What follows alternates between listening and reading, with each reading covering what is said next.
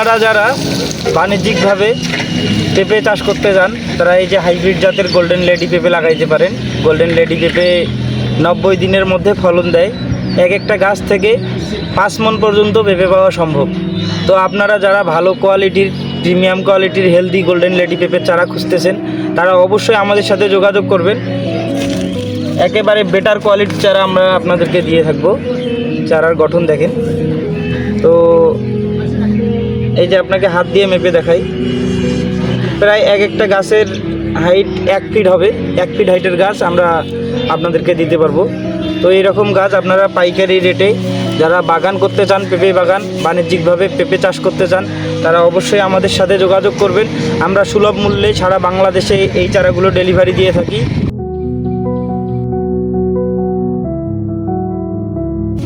আসসালামু আলাইকুম দর্শক বন্ধুরা।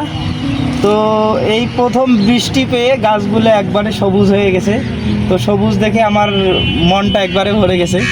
তো এই সবুজ গাছের একটা ভিডিও না করলে কেমন হয়। তো আজকে আসলাম আমার বাগানের ভিয়েতনাম 12 মাসি জাতের মালটার গাছের একটা ভিডিও নিয়ে। তো আপনারা অবশ্যই আমাদের ভিডিওটির সাথেই থাকবেন। আপনাদের বনজ, ফলজ, ভেষজ, ঔষধি সকল ধরনের গাছ আমাদের কাছে আপনারা সুলভ মূল্যে পাবেন। তো অবশ্যই আমাদের ভিডিওটির সাথেই থাকবেন দর্শক। তো এখন আমি আপনাদের সাথে যে গাছটা নিয়ে আসছি এই গাছের জাতের নাম হচ্ছে ভিয়েতনাম 12 মাসি মালটা। আপনারা দেখেন 5 ফিট হাইটের গাছে যথেষ্ট ফল আসছে। প্রত্যেকটা ফলের সাইজ মোটামুটি অনেক ভালো। তো এই জাতের মালটা গাছে 12 মাস মালটা হয়ে থাকে। যারা বাণিজ্যিকভাবে বা বাসার ছাদে, ব্যালকনিতে বিভিন্ন জায়গায় গাছ লাগাইতে চান, ফলজ গাছ, আমি মনে করব যে ভিয়েতনাম 12 মাসি মালটাটা একটা করে হলেও বাসায় লাগানো দরকার। কারণ এই মালটা 12 মাস মালটা দিয়ে থাকে।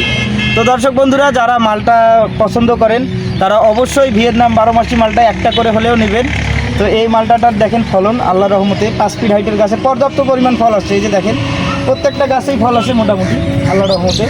তো আপনারা যারা বাণিজ্যিকভাবে বাড়ির ছাদে, বাড়ির আশপাশে গাছ লাগাইতে চান তারা অবশ্যই আমাদের সাথে যোগাযোগ করবেন। সুলভ মূল্যে আমরা সারা বাংলাদেশ ডেলিভারি দিয়ে থাকতেছি। ধন্যবাদ দর্শক বন্ধুরা আমাদের ভিডিওটির সাথেই থাকার জন্য।